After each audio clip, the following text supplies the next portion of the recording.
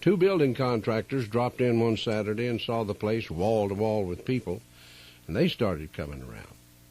They liked my music a whole lot. They were about to build a club for a man named Jimmy D. Musil, who had a part ownership in another place across town called Magoo's. He had a business falling out, and his ex-partner, Bob Sikora, kept Magoo's. J.D. hired these old boys to build him a double-decker club on Scottsdale Road just over the Tempe line, down on the river bottom. Now, there was to be music upstairs and downstairs would have the capacity of about 300 people. Upstairs could fit about 4 times that many. Now, Jim said if I signed a contract to play there regularly, then he'd design the club around me. J.D.'s was automatically a smash. People were trying to get in that club every night of the week. I was the honcho, and it put me on the map. We were closed on Sundays and had about a half a house on Monday, but from Tuesday on through the week, it was packed. J.D.'s gamble had paid off like a slot machine. Now, that's where I saw I needed drums. I'd met Richie Albright through Tom Grassel, who hung out at a bar on Whiskey Row in Prescott. Richie didn't keep straight time, but he was a sinuous drummer. He could keep that rolling rhythm going. I took him back to the bass drum and the snare. I hadn't been used to drums, so I said just hit the foot and the snare, and don't put anything else in there until I tell you. Gradually, we kept adding other pieces of the kit, the toms and the hi-hat and cymbals, but we made sure that the rhythm kept pumping. Richie played with a lot of up kicks, the ands of the beat, and gradually we found our own style.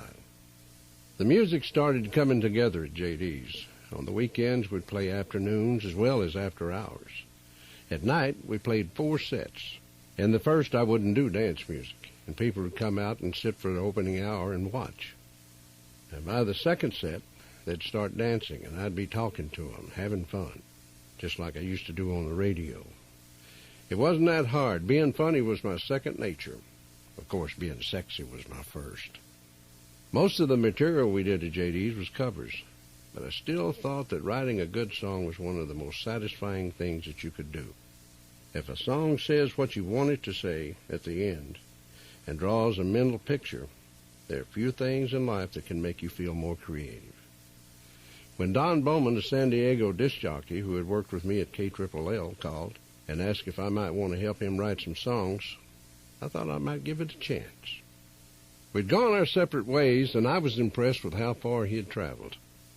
He had signed a contract with RCA to put out an album composed of mostly novelty songs, including Chet Atkins' Make Me a Star. He heard that I was playing around Phoenix and was curious to know if I wanted to collaborate. About the first thing that he brought over was Just to Satisfy You. He had a verse and no melody, and we went right to work on it and finished it. It happened so quick, I thought this thing can't be any good. We wrote several things together, and I learned a lot from Don Bowman. He taught me that you have to have humor, whether or not the song itself is funny. Now, if you get too damn serious, it becomes work. Every once in a while, we'd get hung up on a phrase, and I'd go to the bathroom to take a leak, and while I was in there, I'd think of a line. We call that a bathroom line. Don was friendly with Jerry Moss in Los Angeles, and he took some of my demos over to him. Jerry was just starting A&M Records with Herb Alpert, a trumpet player who had struck gold a year before with a Lonely Bull. Jerry and Herb decided that they'd like to try something with me. On July 9th, 1963, a contract arrived at 2022 North 36th Street, Apartment B1 in Phoenix, giving me a 5% royalty rate for 2 sides of a single, Love Denied and Rave On. The flip was the Buddy Holly song, while Bill Tillman wrote Love Denied. It had a real high ending, almost like Roy Orbison. I think that's one of the things that Herb and Jerry were impressed with, my range. Herb and Jerry brought me out to Los Angeles and did something in that vein, a version of Ian Tyson's 4 Strong Winds. We backed it with a Just to Satisfy You. Herb kept looking for something in me that he couldn't find. It just wasn't there. We cut 12th of Never, Kisses Sweeter Than Wine, Don't Think Twice, It's All Right. And for a third single, Sing the Girls a Song, Bill, back with The Race Is On. A&M released my 345s during 1964. one every couple of months from April to October, which helped my popularity at JD's, but it didn't make much of an impact anywhere else. Sing the Girls a Song, Bill, was a radio hit in Nashville and gave me some credibility. Though if I could use any encouragement, all I had to do was look out at JD's nightly throngs to know that I was doing something right. I just needed to figure out a way to capture it on record. More problems in marriage are brought about by insecurity than anything else, I think. For Lynn, the more popular that I got, the more she suspicioned it was turning my head around. I'm sure there were moments that she could just feel me slipping away. I brought out what I called the Marine Sergeant in her. She's one of those people who could get mad and stay angry for 2 weeks, never speaking to you, even though you were in the same house. She had strength and meanness mixed up, always unsure of herself and her grip on me. Now, things were starting to roll my way, and there were more demands on my time.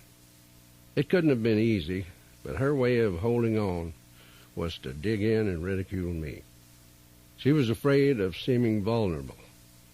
It got worse when Maxine sent the kids to live with us.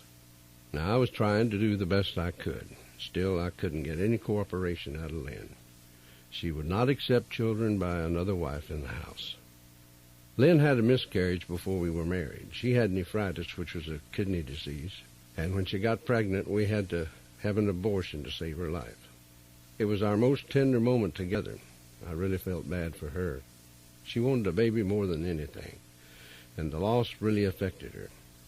I don't think she felt like she was a full woman, and maybe she hoped that that might cement our relationship, to have a child that was truly ours. We brought Tommy Lynn home to our apartment when she was just 3 days old. Through friends, we found a girl who was going to have a baby and not keep it. I knew the mother, and Lynn knew the mother.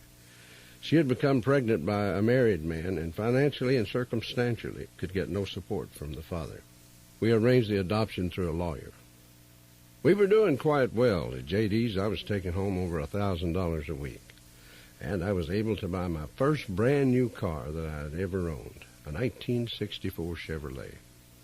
As a family, we moved over to Pierce Street. Then we got a house in Scottsdale on East Amelia right off of Indian School Road, a bigger house. We needed the room because my kids from Maxine had arrived. They were a little confused by the new situation, though they tried not to show it. I'm sure that my separation from their birth mother hurt them a lot, dividing their little loyalties. But they seemed resilient enough. Like most kids from broken homes, I think they always hoped that it might miraculously be changed back.